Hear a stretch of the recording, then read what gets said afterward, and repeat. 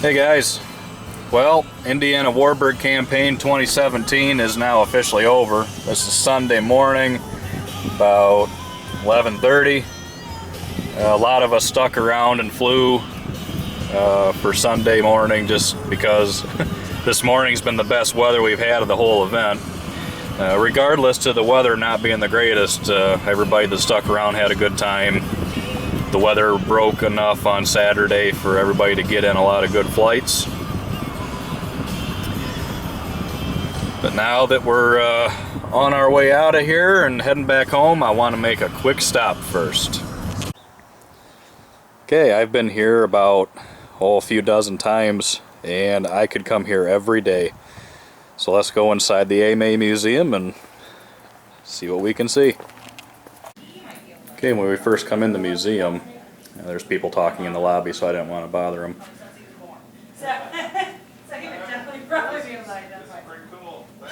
Lots of stuff everywhere.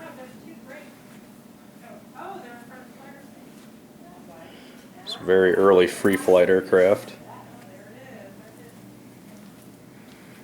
I mean, just looking at the ceiling in here, there's so much model aviation history just hanging from the ceiling. It's amazing.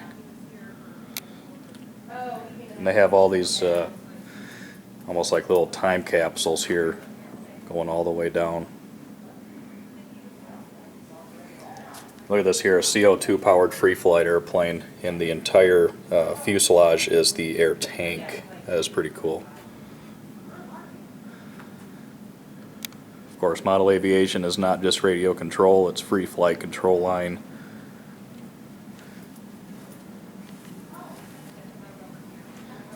Of course, here we're looking at all control line airplanes. I can identify, most of them without having to read the card. One of my favorite control lines, the original Smoothie. And up there, some vintage control line stunt. A lot of really cool airplanes.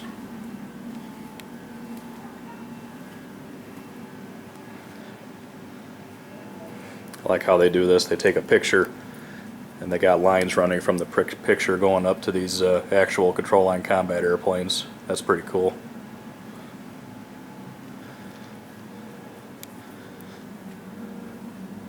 Look at that.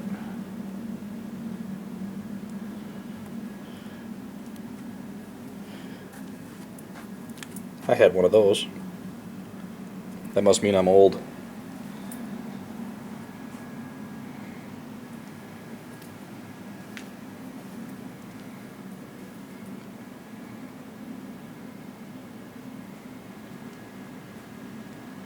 I like that. That is cool. And here's some control line speed. These things would go very, very fast. Just by looking at this one, it's mainly an engine. There's very little airplane there. These would go very fast. There's one made out of metal. Wouldn't want that to hit you. And we got pulse jets. Really cool. And control line carrier. Actually, they would land these on a simulated aircraft carrier. They had the tail hook and everything hanging down. That'd be kind of fun to try. There's a lot of old blown up magazine covers, articles and so forth. Looks like an old swap shop. Look at that.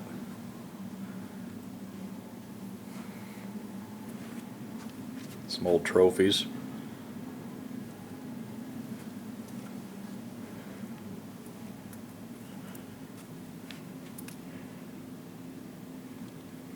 Now this is cool. A complete mom and pop hobby shop. Your hobby is your best pal. I could only imagine walking into a hobby shop like this You know, back in the day, just being a little kid coming in here, oh, I'd have a fit. Get all the free flight kits. I wonder if these are just boxes or if there's actually kits in there.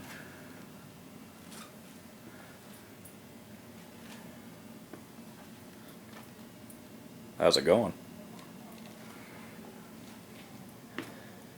I need a prop for a Veco 19 and some glops. No? Okay. He's shy.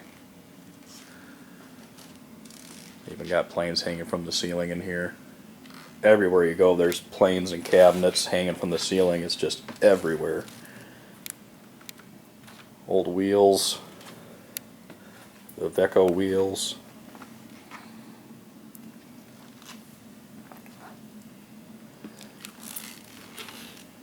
Pardon the squeaking, but my shoes are pretty loud on this floor.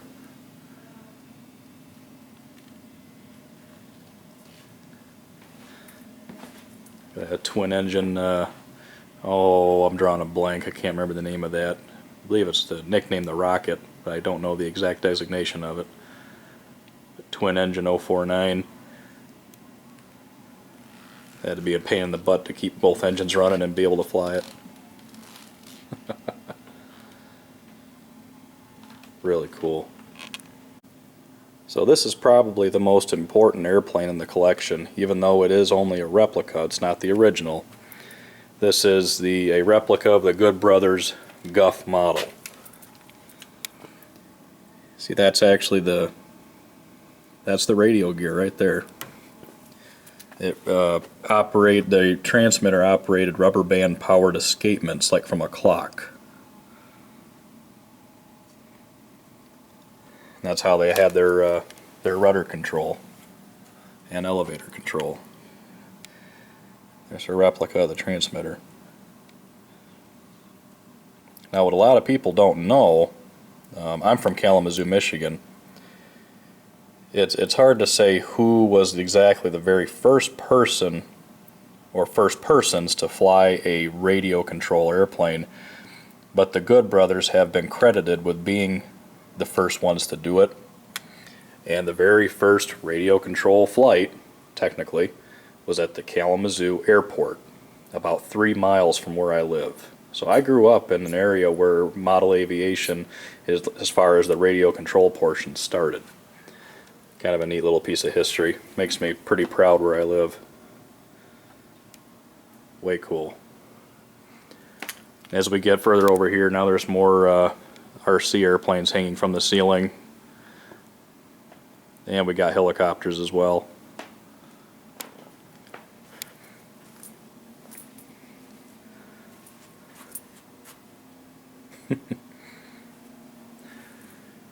Oh yeah, the Liberty Bell transcontinental RC model flight. They flew this airplane all the way across the country. This is a Carl Goldberg Senior Falcon. And the flying seat. This is pretty cool. The controls for the seat and rudder pedals, just like you were sitting in a cockpit of an airplane. Even the throttles and everything. Oh, excuse me. Even the throttles and everything are hooked up to the transmitter. Pretty cool. A giant version of a very popular foam glider. Wow. Kind of more modern stuff. Wings Across America. There's been several of these that have gone around throughout the years. This one right here, this little Tiger Moth, I actually flew this airplane in 2004. I didn't sign it, but I got a chance to fly it when one of the guys who it was sent to was flying it in an indoor meet. Pretty cool.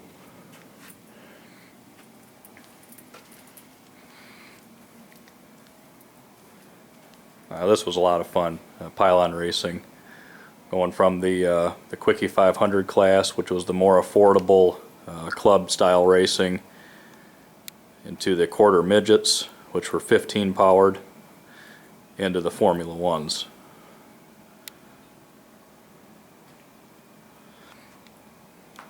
just to kind of give you an idea of how dangerous these could be with the speed. The flaggers at the end of each pylon who signaled when an airplane was passing so you knew when to turn had to stay in that cage for safety. Good idea.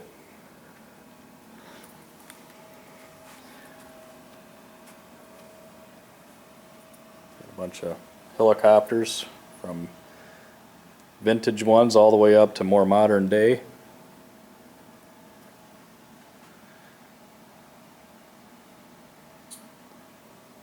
Even up on the ceiling. Very cool.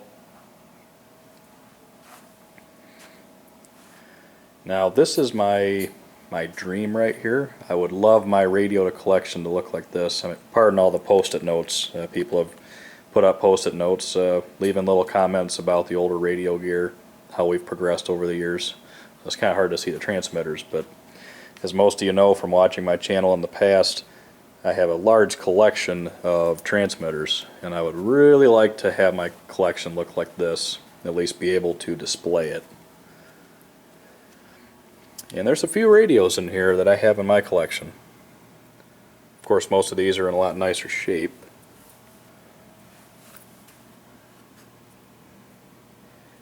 Brings back a lot of memories for a lot of people. When I got into flying, these were the types of radios that were more popularly used. The Futaba FG series, Pro Line series up there. Still some craft radios around.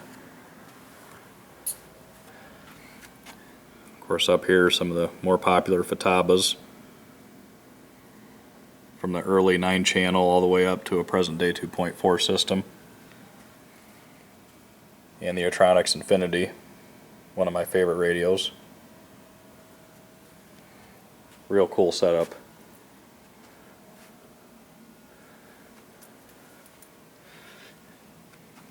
And one of the early turbine engines.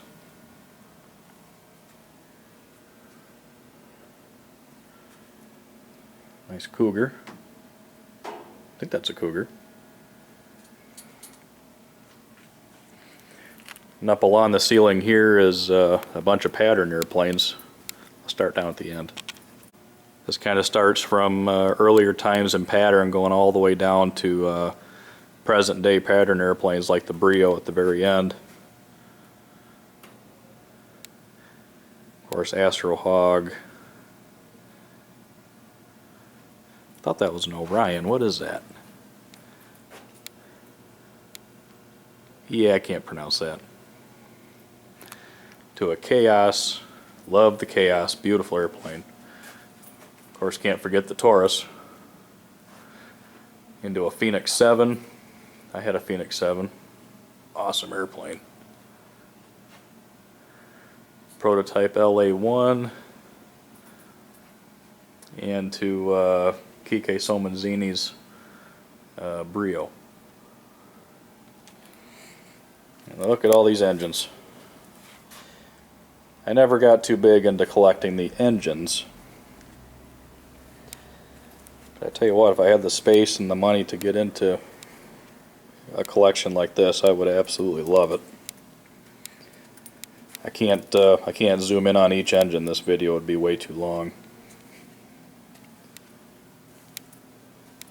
Just kind of want to do a quick overview of them here. And they're even on this side. And these, I think these are all diesel. Yep, you can see it's got the compression adjustment on the top there instead of a glow plug.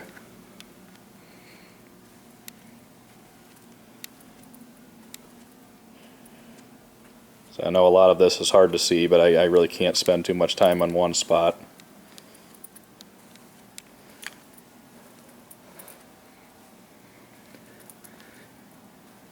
Oh yeah, I remember these, the E-Flight Tensor. I never had one, but they were a good airplane.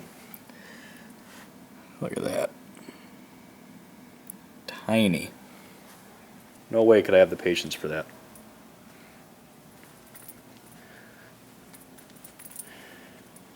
Now, this is pretty cool right here.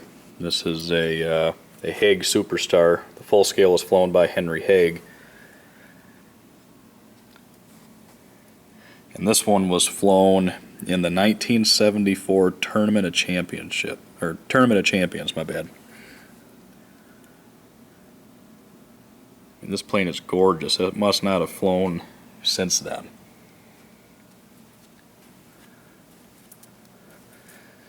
This one I know quite well, the Reed Falcon. I had one of these for a short period of time. This one was also flown in the Tournament of Champions by Steve Rojecki. Not sure how long it's been in the museum, but it's a beautiful airplane. Andrews Aeromaster up there. Phil Craft Superfly.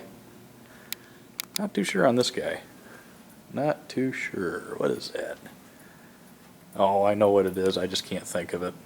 It'll come to me eventually. This one right here, the Night Twister. That would be cool. Let's see, this won the first national midwing or multi-wing championship in 1973. This airplane. A little bit of history right there. Pretty cool. A lot of the scale guys will recognize this airplane. This was Terry Nitch's F-86 that he had quite a few titles won with this airplane. From Top Gun, Scale Masters, Mint Julep. A lot of winnings with that airplane. Nice F-104.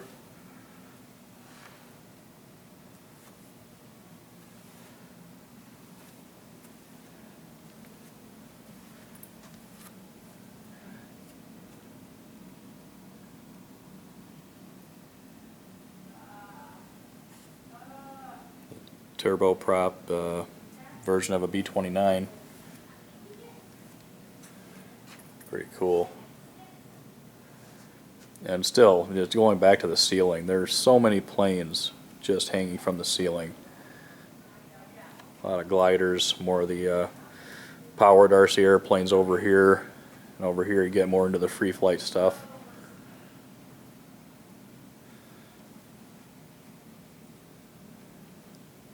Peanut scale rubber band powered. The museum also has a library where you can find almost every back issue of model airplane news, model aviation, flying models, a lot of DVDs, other types of videos. Pretty cool. I've spent a few hours in there several times. Looking at more of these capsules here. Like I said, I really can't spend too much time looking at each one, just trying to make sure I go through and see it all.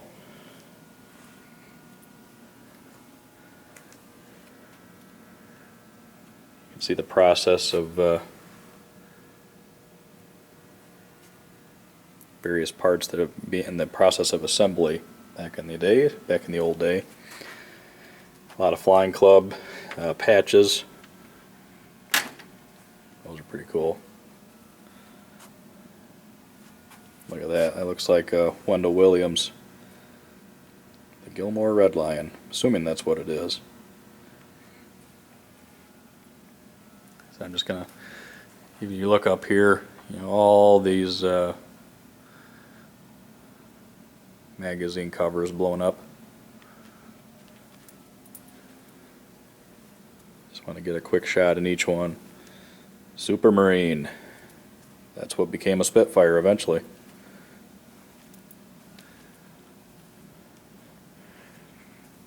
I've built many of Comet kits throughout the years. Love building those. They all flew good. This one looks like it was taken outside in a breeze. That's a bummer.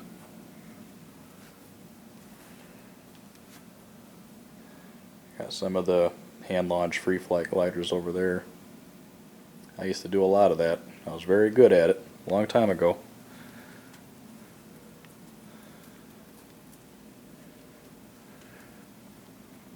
Just blows me away, all the planes on the ceiling. We're in an area called the Adventure Hangar. A lot of educational type stuff in here. demonstrating theories of flight, aerodynamics and so forth. Even have a couple simulator programs set up.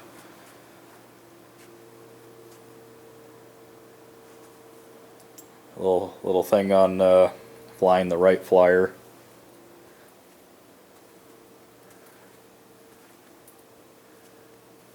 Here they are, Orville and Wilbur Wright. Who knows where aviation would be without those two guys right there. Now it's kind of hard to see, but I really want to go in there. That looks like one of Charlie Nelson's Wacos. We're not allowed in there.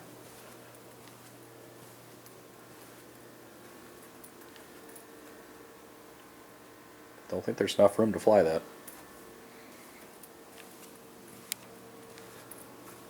Not sure if these... Oh yeah. Kind of gives you an idea of when you move the controls, what the airplane will do. Same thing with a helicopter. Oh yeah, I remember that guy.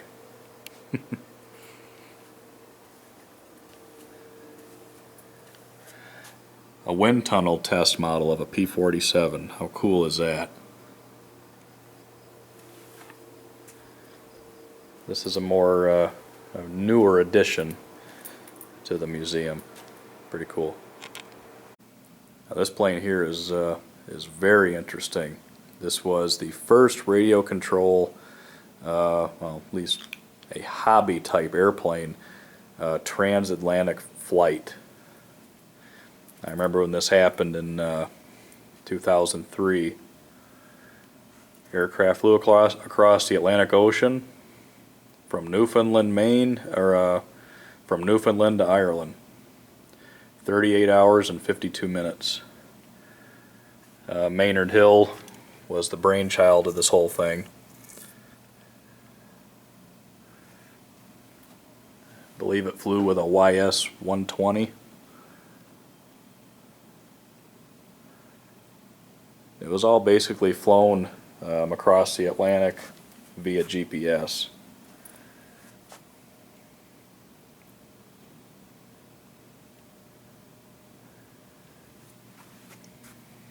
You can see Maynard right there testing the engine in a bunch of different areas to make sure that it would hold up going across the flight or going across the Atlantic. I still have that issue of Model Aviation. Pretty cool. A lot of different testing type aircraft. Some have been used by NASA. Even have some military drones up in here. A lot of these military drones were flown and used as target practice in the military. Pretty cool. That thing is huge. Of course, the half-scale Pioneer.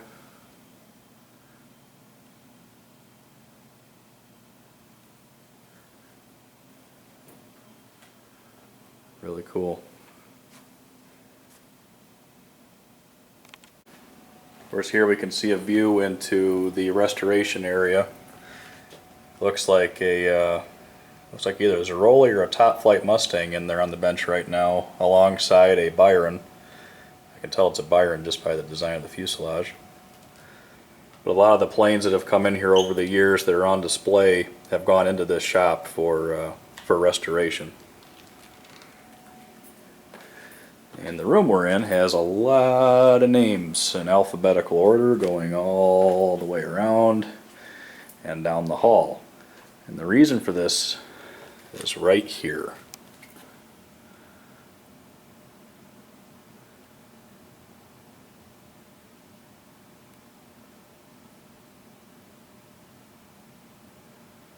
This is all money that was raised to make this museum possible, if I'm reading that right.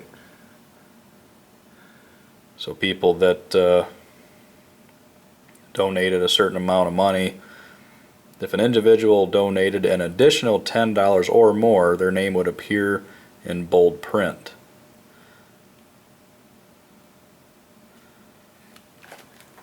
So if somebody donated $10 or more, their names would be on this in bold print. So you can see one right there. Let's see if I can find it here. I was looking at it yesterday, so I should be able to find it relatively easy. Where is it at? Where is it at? Where is it at? I think it's over here. Right there. There you are, old man. There's my dad. Bold letters. Not sure how much he donated, but got his name in bold. Pretty cool. And coming out of the main museum area, heading back into the main lobby, a lot more trophies. Some of these look a little familiar. Others are way before my time. And of course, the museum has a full gift shop, a lot of apparel, free flight, books, toys for the kids, lots of stuff. And of course, always a friendly face to help people out when they come in the door. Hi.